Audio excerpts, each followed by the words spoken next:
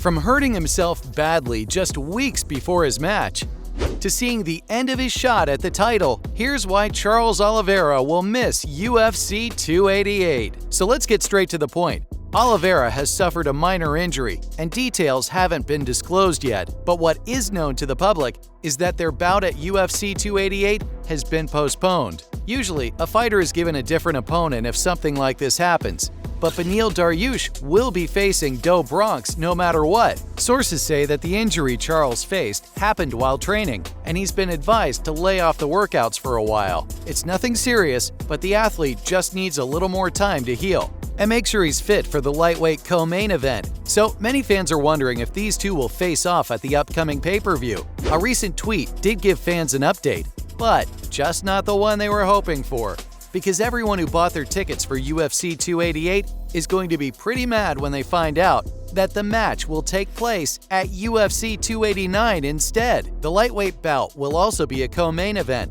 along with a women's bantamweight title between Amanda Nunes and Juliana Pena. When this news was announced, Oliveira talked about his injury and revealed that it happened during wrestling practice and had no other option but to pull out of the card.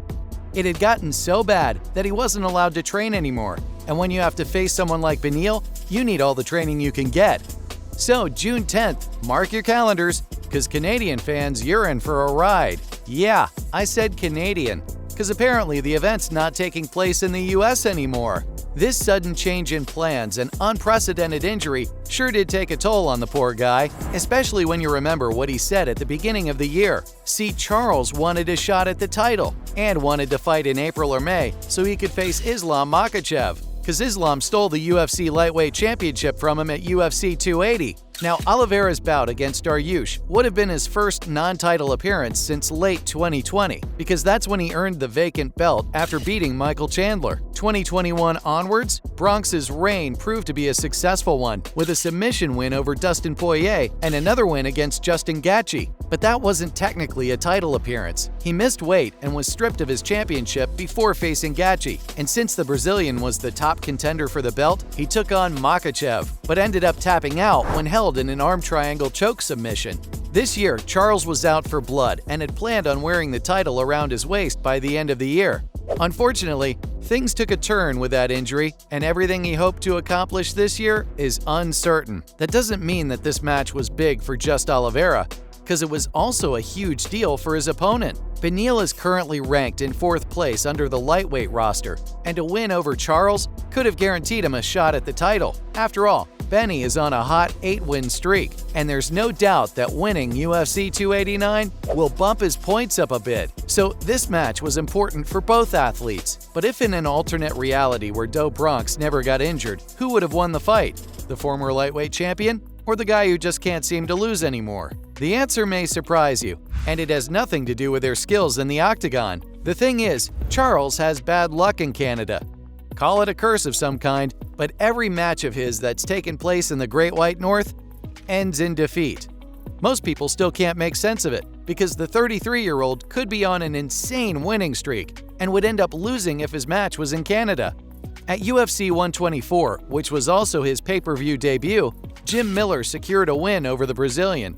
And yes, it took place in Montreal, Quebec. This was also the first loss of Oliveira's career, or in other words, someone in the crowd laid out a curse on him dipped in maple syrup, ice hockey, and other obvious Canadian stereotypes. At UFC 152, he fought Cub Swanson in a featherweight match and was knocked out at 240 of the first round. And that's not all, because he even missed weight by like 0.2 pounds, but was an issue to find. His 4-fight winning streak came to an end when he faced Max Holloway in, you guessed it, UFC Fight Night 74 in Saskatoon, Saskatchewan.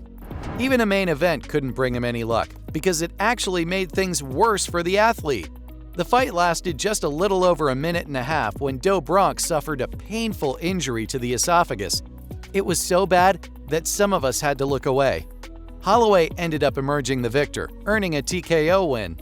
I wish I could say that was all, but history repeated itself when Anthony Pettis beat him in Vancouver, British Columbia. So, could UFC 289 be any different? Let's talk about their stats and form for a change. When talking about Benny, the guy is a beast. Dariush is a well-rounded fighter with a background in Brazilian Jiu-Jitsu and wrestling, both of which give him solid striking skills.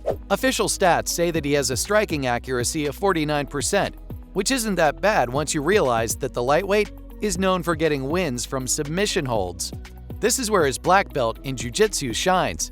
Beneil has a strong wrestling base, giving him the power to maneuver efficient takedowns and control his opponents when on the ground. Dariush isn't prone to using just one submission hold. No siree. The MMA fighter has submitted his opponents with a bunch of techniques, like a rear naked choke, an arm triangle choke, and a triangle choke. None of this means that Benny has an advantage over Do Bronx, because as far as stats are concerned, that's where Charles is better than Beneil. For starters, he's got more wins than the American MMA fighter, with 9 wins by knockout and 21 by submission. Those numbers are like double the ones Dariush has. Oliveira is also a Brazilian Jiu-Jitsu black belt, so both of their skills have similar backgrounds, making this a very interesting match. On top of that, Charles has also won the majority of his fights by submission. The huge 21 on his profile is a reminder enough. His strikes have gotten a lot better as compared to his older bouts, and if someone were to give it a number, UFC gave Oliveira's strike accuracy a 53%, which isn't that much greater than his opponent's. But hey, I did just say that it's improving. After comparing the two, it looks like the winner would be determined by a unanimous decision. I don't see these two overpowering one another at any given point. Now there is Benny's rage that may give him an upper hand. And you must be asking, why the rage? Well, Dariush is impatient to get his shot at the title. The disappointing news about Oliveira's injury was acknowledged by his opponent in a rather public way, where he shared his reaction with a facepalm emoji on his Instagram story. The current lightweight champion has 2 people literally fighting each other over that belt, and both of these contenders' dreams have been postponed by the Brazilian. Poor guy just can't catch a break. What was he even doing while practicing? UFC 288 was just around the corner, and something as unpredictable as this small hurdle came and practically ruined everything. So, will Benny's impatience and dismay be the one thing that helps him take the win? Or will the Canadian curse strike once more at the Rogers Arena in Vancouver? It looks like the odds are against Oliveira, with just his skills in the octagon backing him up. With all that on the table, what do fans think? Well, their reaction should be the least of anyone's worries, because they're absolutely hyped. Just take a look at UFC Canada's tweet announcing the co-main event. Almost every account just can't seem to hide its emotions, calling it the people's main event and claiming the arena will be half empty after that match. Now, the only thing separating the fans from each other is who they're supporting. And after Charles announced his injury, many people switched to his opponent's side because of his recent win streak, and because of how they simply want Benny to be the new lightweight champion. That is, if he can beat Makhachev. But before all this excitement, most UFC fans were mad that they wouldn't be seeing a much anticipated match anytime soon. I mean, there's still around a month till UFC 289.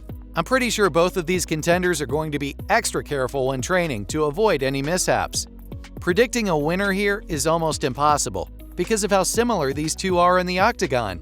With an injury, Benny's desire for a shot at the title, and the Canadian curse, it looks like Oliveira might not be getting that end-of-the-year championship win after all. So, from seeing the end of his shot at the title, to the contender hurting himself badly just weeks before his match, this was why Charles Oliveira will miss UFC 288.